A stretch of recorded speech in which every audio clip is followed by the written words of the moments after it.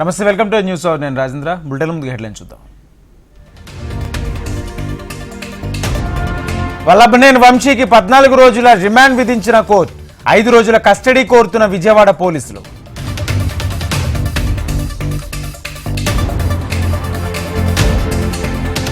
ఇవాళ తిరుమల లడ్డూ వ్యవహారంపై సీఎం చంద్రబాబు సమీక్ష. టీటీడీ చైర్మన్ ఈవోలతో పాటు అధికారులతో సమీక్షించనున్న సీఎం.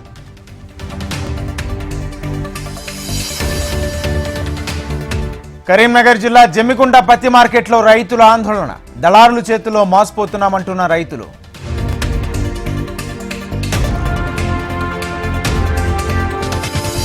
స్కూటీ గ్యారంటీపై ఖమ్మంలో విద్యార్థినుల పోస్ట్ కార్డు ఉద్యమం. స్కూటీ ఇస్తామన్న హామీని అమలు చేయాలంటూ డిమాండ్.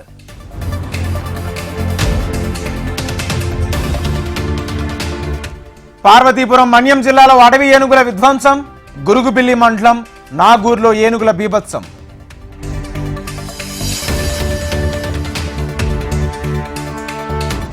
$500 ప్రభుత్వ స్కూళ్లలో ఏఐ ఎడ్యుకేషన్. మైక్రోసాఫ్ట్ కొత్త బిల్డింగ్ ప్రారంభోత్సవంలో సీఎం రేవంత్. మహాకుంభమేళాకు పోటెత్తుతున్న భక్తులు. ప్రయోగ్రాజ్ నుంచి అయోధ్య వరకు భారీ ట్రాఫిక్ జామ్.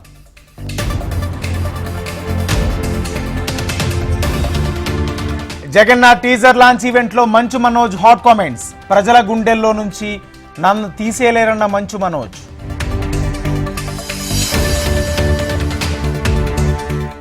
బంగారానికి తగ్గని గిరాకీ.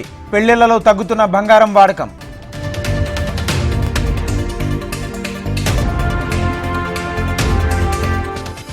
మిగులు రాష్ట్రాన్ని అప్పుల కుప్పగా మార్చారన్న కేంద్ర మంత్రి. తెలంగాణను అన్ని విధాలా ఆదుకుంటుమన్న నిర్మలా సీతారామన్.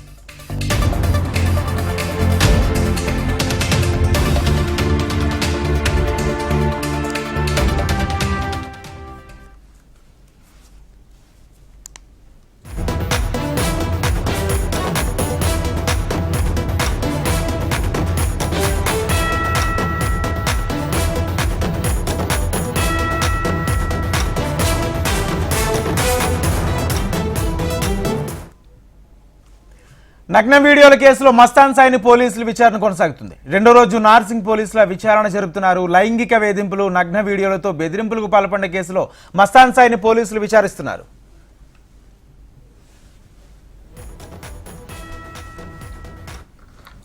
నగ్న వీడియోల కేసులో మస్తాన్ సాయిని పోలీసులు విచారణ కొనసాగుతుంది. 2వ రోజు నార్సింగ్ పోలీసులు విచారణ కొనసాగిస్తున్నారు. లైంగిక వేధింపులు, నగ్న వీడియోలతో బెదిరింపులకు పాల్పడిన కేసులో మస్తాన్ సాయిని పోలీసులు విచారిస్తున్నారు. ఇదే అంశానికి సంబంధించి పూర్తి సమాచారం మా ప్రతినిధి అమర్ అందిస్తారు. అమర్, రాజేంద్ర, ఇవాళ మస్తాన్ సాయికి సంబంధించిన 2వ రోజు కస్టడీ కొనసాగనుంది. నిన్న చెంచల్గూడ జైల్లో ఉన్నటువంటి మస్తాన్ సాయిని నార్సింగ్ పోలీసులు కస్టడీలోకి తీసుకున్నారు. నిన్న సాయంత్రం సమయాన అతన్ని కస్టడీలోకి తీసుకొని విచారిస్తా ఉన్నారు. ముఖ్యంగా మస్తాన్ సాయి వ్యవహారంలో ఇప్పటికే లావణ్య ఫిర్యాదు చేయడం, ఆ తర్వాత మస్తాన్ సాయి అరెస్ట్ చేసి రిమాండ్ తరలించిన పరిస్థితుల నేపథ్యంలో అతని హార్డ్ డిస్క్ కావచ్చు, ల్యాప్టాప్ లో వందలాది అమ్మాయిల ఫోటోలు, వీడియోలు సెక్చువల్ గా న్యూడ్ గా ఉండడంతో వాటన్నిటిపై విచారించేందుకు ప్రస్తుతం పోలీసులు సిద్ధమయ్యారు. ఎందుకంటే చాలా మంది అమ్మాయిలు మస్తాన్ సాయి వలలో పడ్డారని ఇప్పటికే పోలీసులు గుర్తించారన్న నేపథ్యంలో ప్రస్తుతం లావణ్య కేసుతో పాటు ఇంకెవరైనా అమ్మాయిలు ఏదైతే మస్తాన్ సాయి వలలో పడి ఇబ్బందులు పడ్డవారు ఉంటే వెంటనే ఫిర్యాదు చేయాలని ఇప్పటికే నార్సింగ్ పోలీసులు చెప్పిన నేపథ్యంలో ఇప్పటికే దీనికి సంబంధించిన వీడియోలన్నింటినీ కూడా చూడడం, ఆ తర్వాత ఎవరు వస్తున్నారు, ఎంతమంది డ్రాప్ లో పడ్డారు, నగ్న చిత్రాలే కాకుండా ఎవరెవరిని వేధింపులు చేశారన్న కోణంలో ఇవాళ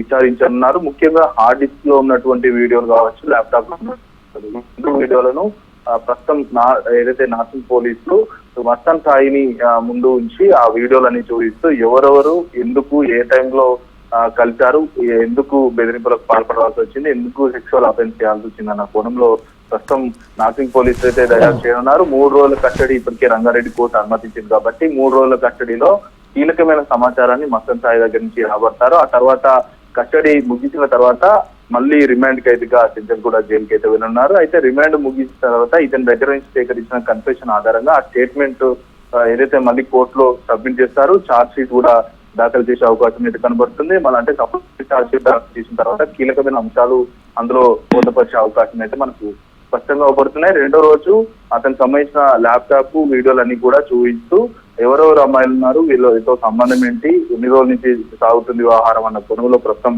మస్తాన్ సాయిని అయితే ఇవాళ నార్సింగ్ పోలీసులు అయితే ప్రశ్నించనున్నారు. Rajendra. Right, thank you Amar.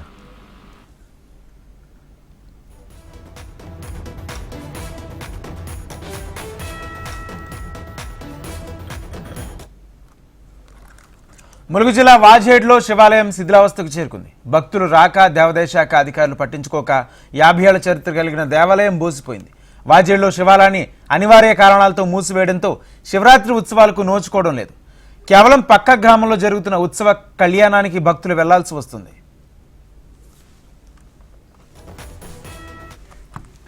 వాజేడ్లో 1976లో శివాలయం నిర్మించారు. ప్రతి ఏడాది జరిగే శివపార్వతుల కళ్యాణానికి వాజేడు, వెంకటాపురం, చర్ల మండలాలతో పాటు గోదావరి అవతల వైపు ఉన్న గ్రామాలతో పాటు ఛత్తీస్గఢ్, మహారాష్ట్రాల నుంచి అధిక సంఖ్యలో భక్తులు తరలివచ్చారు. సొంత ఖర్చులతో అంగరంగ వైభవంగా శివపార్వతుల కళ్యాణాన్ని గుడి ధర్మకర్త అయిన కాకర్లపూడి వీరభద్రరాజు జరిపించేవారు. అయితే భక్తులకు కాలక్షేపం కోసం హరికథ, బుర్రకథ, బ్లాక్ అండ్ వైట్ సినిమాలు ప్రదర్శింపజేసేవారు. దీంతో భక్తులు తెల్లవార్లు అక్కడే జాగారం చేసేవారు. అలాంటిది ఆయన చనిపోయిన తర్వాత ఆలయంలో జరిగిన దొంగతనంతో శివపార్వతులకు సంబంధించిన కొన్ని ఆభరణాలు దొంగిలించబడ్డాయి. గుడిలో చోరీ జరగడం అరిష్టంగా భావించి శాస్త్రోక్తంగా యాగాలు, హోమాలు జరిపించి గుడిని మూసివేశారు. ఇక వాజేడ్లో శివాలయానికి ఎంతో పేరున్నప్పటికీ ఆలయాన్ని దేవాదాయ శాఖ ఏమాత్రం పట్టించుకోవటం లేదు. దేవాదాయ శాఖ నుంచి పలుమార్లు అధికారులు ఆలయాన్ని పరిశీలించి వెళ్లారు. ఆ సమయంలో శివాలయం తెరుస్తామని, శివపార్వతులకు పూజలు చేయొచ్చని భక్తులు భావించినప్పటికీ నిరాశ ఎదురైంది. 50 ఏళ్ల చరిత్ర కలిగిన శివాలయం మూతపడ్డంతో మండల కేంద్రంలో శివరాత్రి ఉత్సవాలు ఇబ్బందులు తలెత్తాయి. ఇప్పటికైనా అధికారులు శివాలయాన్ని తెరిపించాలని భక్తులు కోరుతున్నారు.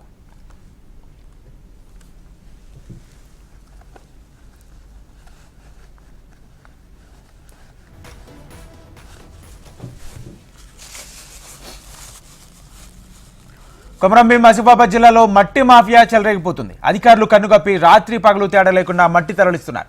భూగర్భ గనుల శాఖ, రెవెన్యూ శాఖల అనుమతులకు విరుద్ధంగా జిల్లా కేంద్రంలో మట్టి తవ్వకాలు యథేచ్ఛగా జరుగుతున్నాయి. మట్టి తవ్వకాల గురించి అధికారులకు తెలిసినా కళ్ల ముందే గుట్టలు మాయమవుతున్నాయి. పట్టించుకోవడం లేదనే ఆరోపణలు వస్తున్నాయి.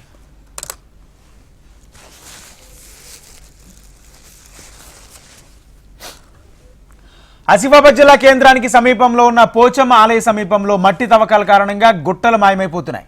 కలెక్టరేట్ కార్యాలయానికి కోతవేడు దూరంలో ఉన్న పోచమ్మ ఆలయ సమీపంలో జేసీబీలతో తవ్వుతూ గుట్టలను కరిగిస్తున్నారు. పదుల సంఖ్యలో ట్రాక్టర్లతో మట్టిని తరలిస్తున్నారు.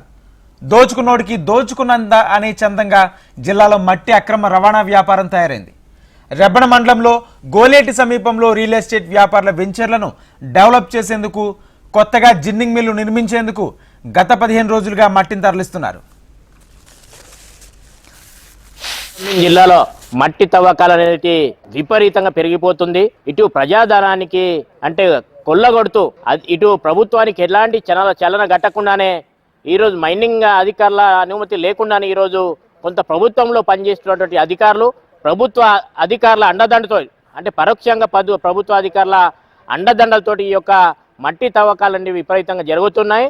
జిల్లా అధికారులకు తెలిసినప్పటికీ కూడా జిల్లా అధికారులు కూడా చూసి చూడనట్టు వ్యవహరించడంలో ఈరోజు మట్టి తవ్వకాలని పెరిగిపోతూ ఉన్నాయి. కాబట్టి జిల్లా రెవెన్యూ అధికారులు అదేవిధంగా జిల్లాలో మైనింగ్ అధికారులు వెంటనే ఈ అక్రమ మట్టి తవ్వకాలపైన చర్యలు తీసుకోవాలని సిపిఎం పార్టీగా డిమాండ్ చేస్తూ ఉన్నాం. కొమరంభీం జిల్లాలో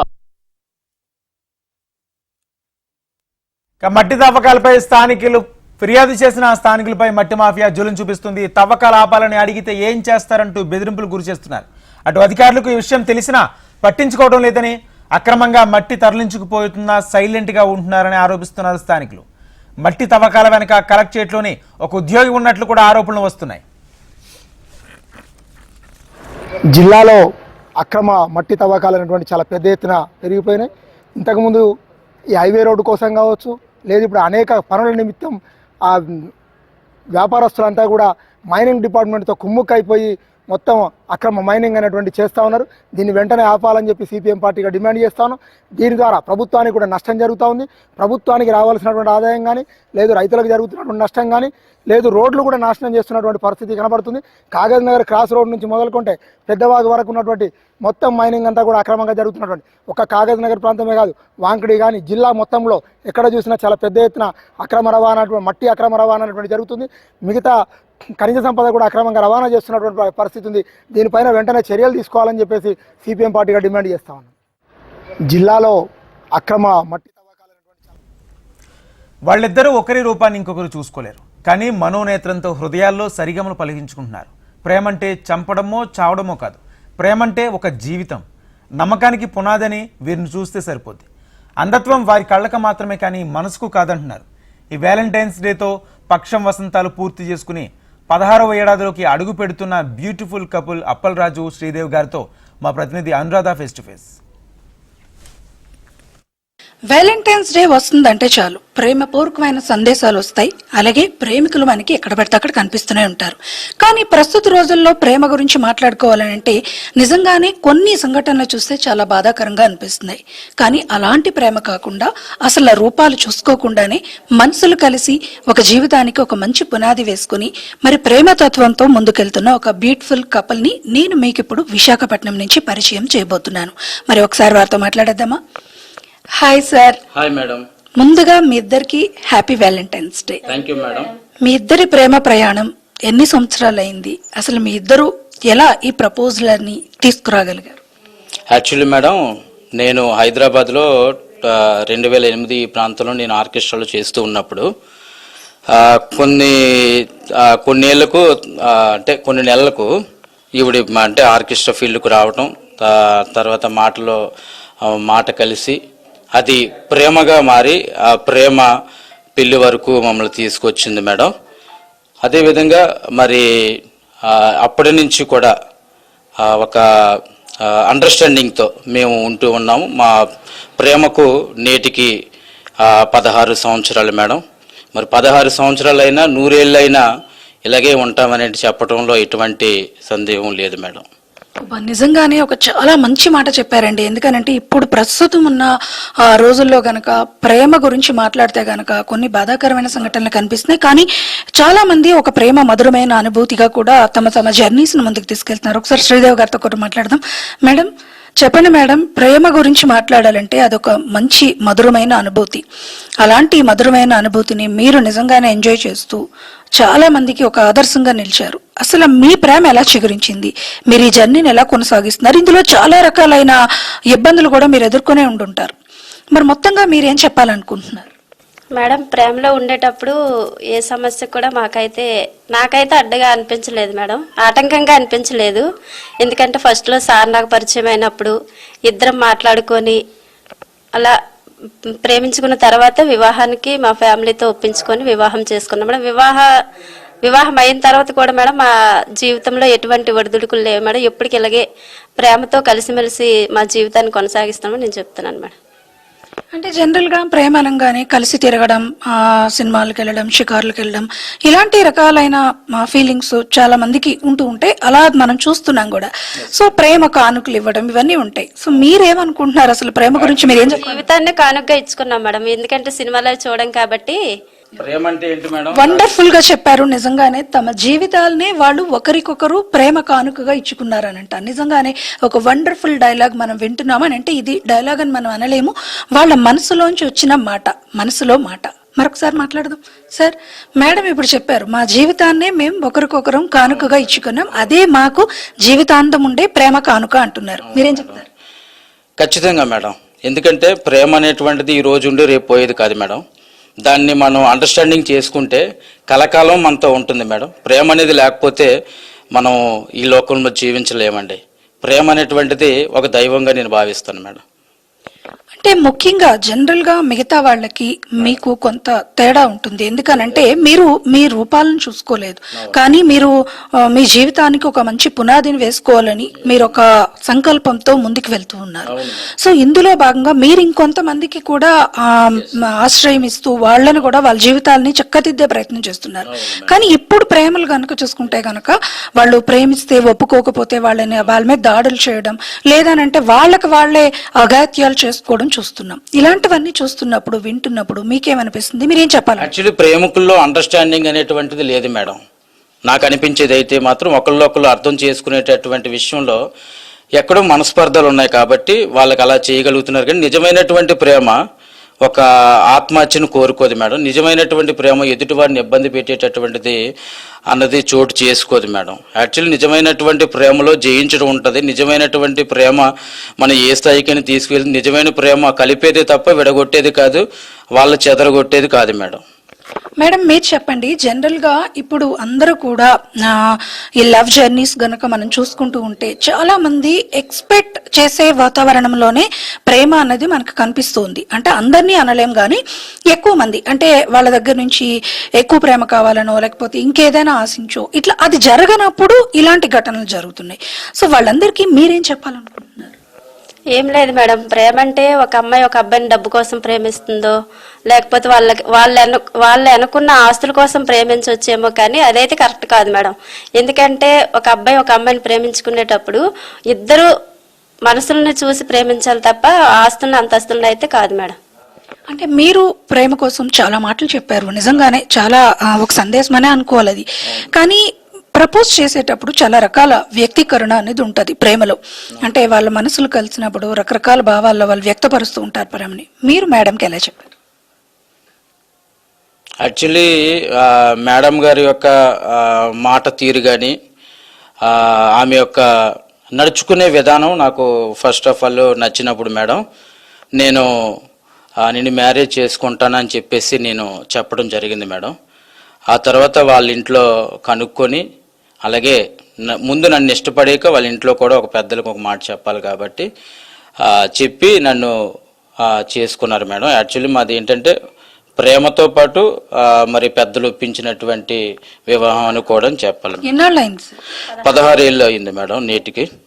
మరి ప్రేమని కొంతమంది మాటల్లో చూపిస్తారు, కొంతమంది కొన్ని భావాల్లో వ్యక్తపరుస్తారు. మీరు మేడం గారితో మీ ప్రేమని వ్యక్తపరిచేటప్పుడు పాటల రూపంలో చెప్తారని మేడం గారు మాకు చెప్పారు. శ్రీదేవి గారు తన మనసులో మాట చెప్తున్నారు, ఒక పాట. తొలిసారి నిన్ను చూసి ప్రేమించిన బదులిచ్చినవమ్మ ప్రియురాలిగా,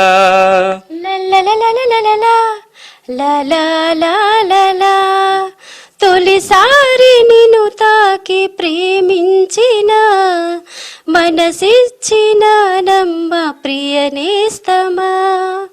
వావ్, నైస్. నిజంగా మీ మనసులోంచి వచ్చినట్టుగానే ఉంది ఈ పాట. మీరు ఈ పాటతో మా అందరికీ కూడా ప్రేమలో ఉన్న ఒక గొప్పదనాన్ని చెప్పారు నిజంగానే.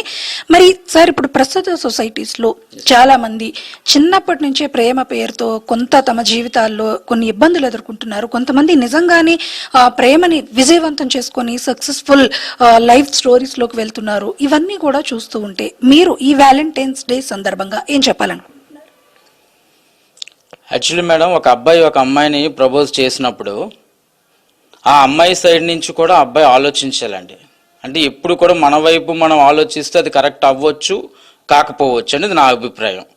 అంటే అబ్బాయి ప్రేమిస్తున్నాడు, బట్ అమ్మాయి కూడా ఇష్టం ఉందా లేదా, ఆ అమ్మాయికి ఇష్టం లేనప్పుడు ఆ అమ్మాయి యొక్క ఆలోచనతో ఈ అబ్బాయి ఏకీభవించవలసి ఉంటుందండి. ఆ అమ్మాయికి ఇష్టం లేదు అంటే నాకు ఇష్టం అని చెప్పేసి ఆ అమ్మాయిని ఏదో చేసి లేకపోతే ఆ జీవితాన్ని లేకపోతే స్మాయిల్ చేసేటటువంటి ఆలోచనలో తీసుకోలేకపోతే చాలా మంచిదండి. ఒకరినొకరు అర్థం చేసుకోవటం ప్రేమ తప్ప ప్రేమ అనవసరమైనటువంటి విషయాల్లో వాళ్ళు ఇరికించి లేకపోతే వాళ్ళ జీవితాలను బలి కోరుకునేది కాదనేది నా అభిప్రాయం మేడం. ఫస్ట్ ఆఫ్ ఆల్ ఉండవలసింది అండర్స్టాండింగ్తో వెళ్తే బాగుంటుందనేది నా అభిప్రాయం మేడం. ఇంతకన్నా యూత్కి ఇవ్వదలిచినటువంటి మరొక మాట అయితే నా దగ్గర లేదు మేడం. మెయిన్ ఏంటంటే వాళ్ళలో ఉన్నటువంటి మిస్అండర్స్టాండింగ్స్ మేడం. ఇది ఇక్కడ మొత్తానికి మనం చూసుకుంటే గనక అప్పల్ రాజు గారు శ్రీదేవి గారి ఒక 16 ఏళ్ల ప్రేమ కథ నిజంగానే ఎంతో అద్భుతం కదా. ఎందుకనంటే వాళ్ళంతా కూడా దేవుడు చేసిన మనుషులుగా వాళ్ళ జీవితానికి ఒక ప్రేమ పునాదిని వేసుకొని వాళ్ళు ఈ ప్రేమ తత్వంతో ముందుకు వెళ్తున్నారు. ముఖ్యంగా వ్యాలంటైన్స్ డే అంటే కేవలం ఏదో కానుకలు ఇచ్చుకోవడం, 4 రోజులు 4 స్థలాల దగ్గర సరదాగా తిరగడం కాదు ప్రేమ అంటే ఒక జీవితానికి పునాది కావాలి, ఒక కుటుంబానికి నమ్మకం కావాలి. ప్రేమ తత్వంతో మనతో పాటు మన వెనుక ఉన్న వాళ్ళందరికీ కూడా ఒక హ్యాపీ లైఫ్ ని ఇవ్వగలగాలి. అదే మా సంకల్పం. మేము మాతో పాటు మరికొంతమంది నిరాశ్రయులకి మరి చేయూతనిచ్చి వాళ్ళందరినీ కూడా మేము ప్రేమ తత్వంతో ముందుకు తీసుకొని వెళ్తున్నామని అంటున్నారు. ఏది ఏమైనా ఈ వ్యాలంటైన్స్ డే సందర్భంగా మనం చూసిన ఈ కపుల్ నిజంగానే ఎంతో మందికి ఆదర్శంగా ఉన్నారనేది మనం చెప్పాల్సింది. వీడియో జర్నలిస్ట్ ధనుష్తో అనురాధ, HMTV, విశాఖపట్నం. మినీ మేడారం జాతరకు వెళ్లే భక్తుల కోసం మహిళా శిశు సంక్షేమ శాఖ పౌష్టికాహార అందజేసే కార్యక్రమాన్ని చేపట్టింది. ఇక జిల్లాలో 6 సెంటర్లను ఏర్పాటు చేసి జాతరకు వెళ్లే గర్భిణీలు, బాలింతలు, చిన్నారులకు పౌష్టికాహారం అందజేస్తున్నారు. ఇందుకోసం 36,000 బాదం మిల్క్ బాటిళ్లు, బాలామృతం, 5,000 గుడ్లు పంపిణీ చేస్తున్నామన్నారు. ఇక ప్రయాణం సమయంలో పౌష్టికాహారం మిస్ అవ్వకుండా ఉండేలా మహిళా శిశు సంక్షేమ శాఖ ఈ నిర్ణయం తీసుకున్నట్లు తెలిపారు. వస్తున్న భక్తులు, అందులో ICDS లబ్ధిదారులైన గర్భిణీ, బాలింతలు, 7 నెలల నుండి 3 సంవత్సరాల పిల్లలు, 3 నుంచి 6 సంవత్సరాల పిల్లలు, అలాగే వృద్ధులు, దివ్యాంగులకు సంబంధించి మనము ICDS నుంచి అందించే బాలామృతం కానీ, మురుకులు, అలాగే కోడిగుడ్డు, బాదం మిల్క్ అందించడం జరుగుతుంది. ముఖ్యంగా ఏమంటే భక్తులు వస్తున్న సమయంలో వారు తీసుకోవాల్సిన పౌష్టికాహారం మిస్ అవ్వద్దు అనే ఉద్దేశంతో మనము 6 స్టాప్లని సెలెక్ట్ చేయడం జరిగింది. అందులో 2, ఒకటి ములుగు బస్ స్టాండ్, రెండోది ఏటునారం బస్ స్టాండ్లో.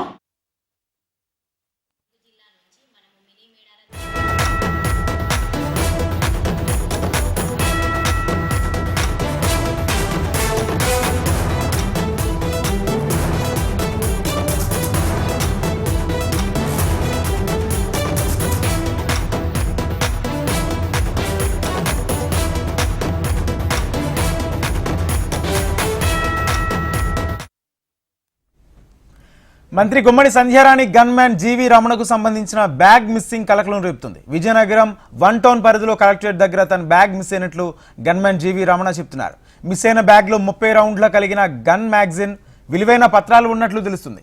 అయితే ఆటో డ్రైవర్ను విచారించగా ఆటోలో బ్యాగ్ మిస్ అయిందని గన్మ్యాన్ రమణ చెబుతుండగా ఆటో డ్రైవర్ను విచారించారు.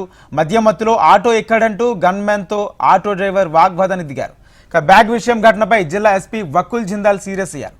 బ్యాగ్ మిస్ అయిన స్థలంలో సీసీ కెమెరాను పరిశీలిస్తున్నారు పోలీసులు. ఓ DSP, CI, 2 SIలతో మొత్తం టీం గాలింపు చర్యలు చేపట్టిన బ్యాగ్ ఆచూకీ తెలియలేదు. అయితే బ్యాగ్ మిస్సింగ్ విషయం బయటకు రాకుండా పోలీసులు గోప్యత పాటిస్తున్నారు.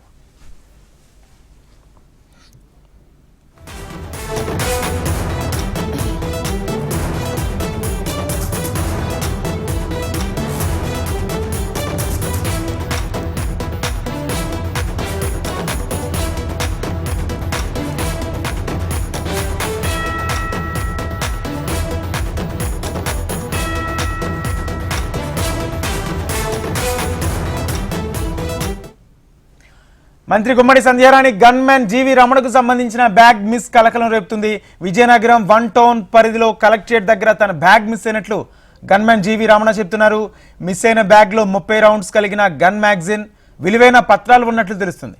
అయితే ఆటో డ్రైవర్ను విచారించగా ఆటోలో బ్యాగ్ మిస్ అయిందని గన్మ్యాన్ వెంకటరావును చెబుతుండగా ఆటో డ్రైవర్ను విచారించారు.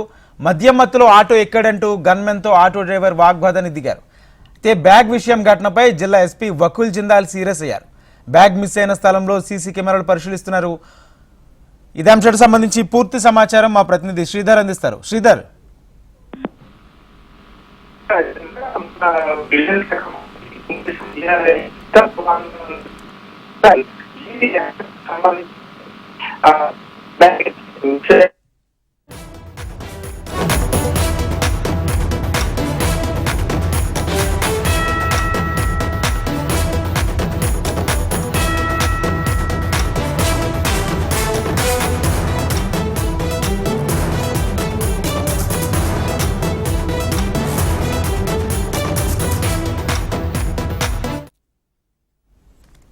ఇవి bulletin updates. Keep watching HMTV.